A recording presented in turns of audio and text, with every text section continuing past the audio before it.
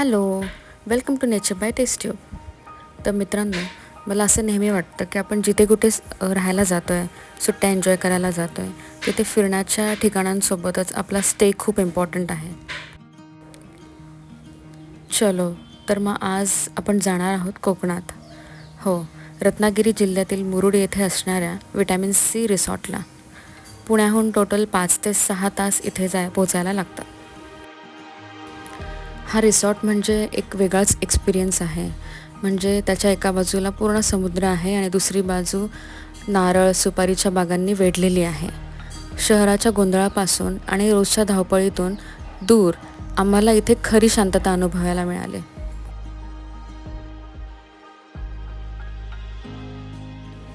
आणि सगळ्यात इंटरेस्टिंग गोष्ट म्हणजे ना, या रिसॉर्टचं मागचं गेट थेट समुद्र किनाऱ्यावर उघडतं. म्हणजे वाव! Walking डिस्टन्सवरच beach. अजून काय हवं?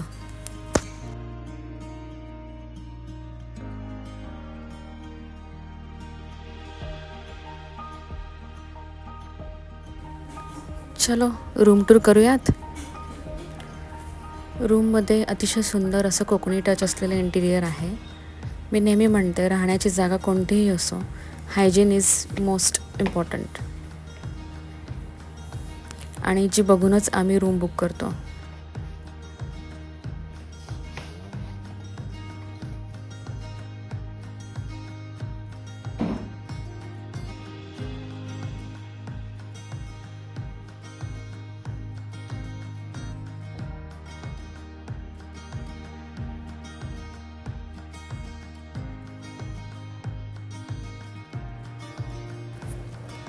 वॉशरूम्स पण स्वच्छ आहेत.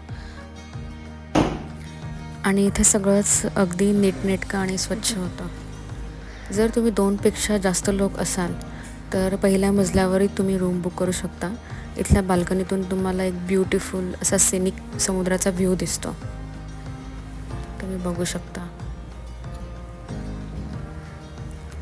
आणि मला सगळ्यात आवडलेली गोष्ट म्हणजे इथे भरपूर प्रकाश आहे सगळ्या पूर्ण रूममध्ये.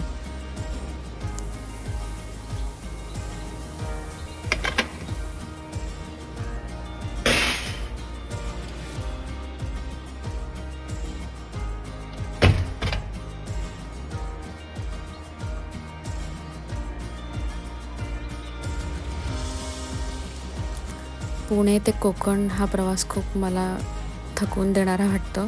आणि हा लांबचा प्रवास झाल्यामुळे आम्ही ठरवलं की कम्फर्ट फूडच खायचं. तर मग आमच्या दोघांची फेवरेट भेंडीची भाजी आणि तांदळाची गरम भाकरी आणि फोडणीचं वरण आणि भात. Wow, yummy.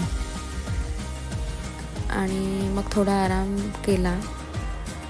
त्याच्यानंतर मग आम्ही पूर्ण रिसॉर्ट फिरलो.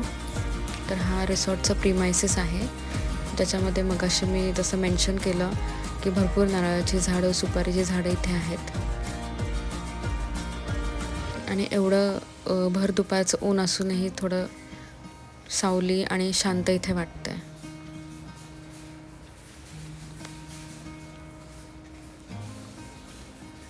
मला असं वाटतं की ह्या गोष्टींना खूप मेंटेनन्स लागतो आणि ह्यांनी हे खूप छान मेंटेन केलं आहे पूर्ण भाग.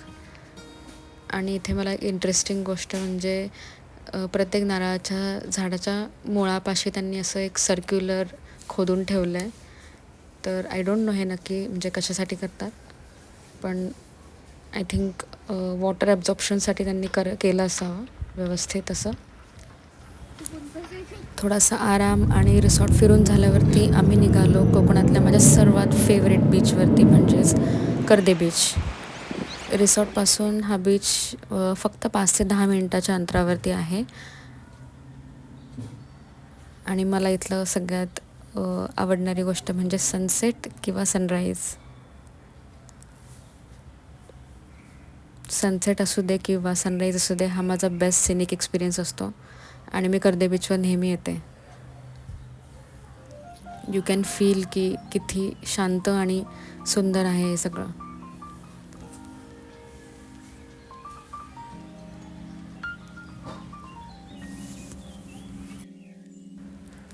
मला इतकं पण वॉटर स्पोर्ट्स वगैरे असं आवडत नाही, पण इथे जास्त नाही पण आहे. पण ज्या पण होता लाईक हे कार रायडिंग वगैरे हे आम्ही इथे केलं.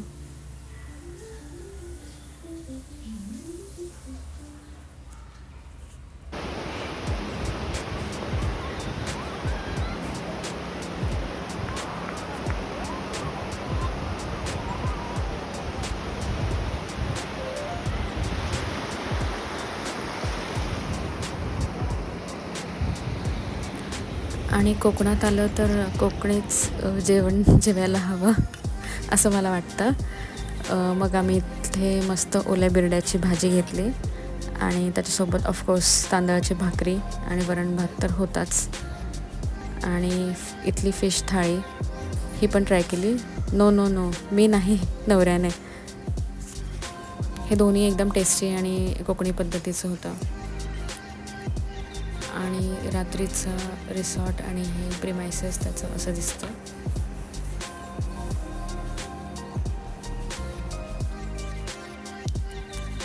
सकाळी लवकर उठून आम्ही मुरुड बीचला गेलो. म्हणजेच हाच जो मी दाखवलेला की गेटच्या बाहेरच आहे तो मुरुड बीचच आहे. हा बीचसुद्धा स्वच्छ आणि जास्त गर्दी नसलेला आहे. रिसॉर्टपासून जर इतक्या जवळ बीच असणार असेल तर इथे एक मॉर्निंग वॉक झालाच पाहिजे.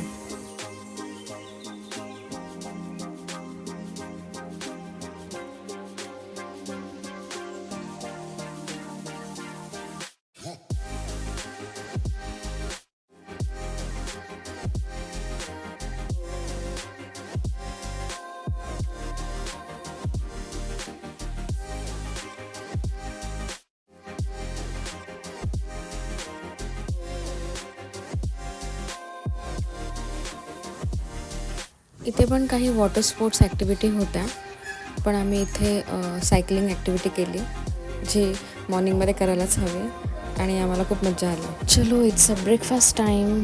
आणि नाश्त्यात आम्ही ऑफकोर्स कोकणचेच खास दडपे पोहे आणि आंबोळी आणि चटणी खाल्ली. अँड ट्रस्ट मी, हे आत्तापर्यंतचे सर्वात बेस्ट दडपे पोहे मी खाल्ले.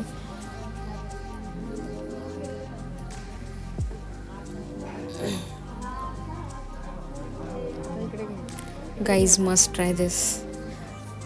आंबोळी चटणी पण छान होती.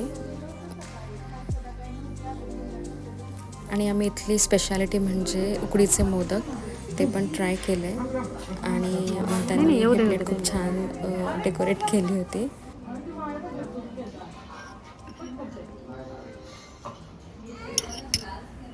नाश्ता वगैरे झाल्यानंतर आम्ही पॅक करून खाली जे ओनर आहेत त्या काकांसोबत आम्ही खूप गप्पा मारल्या.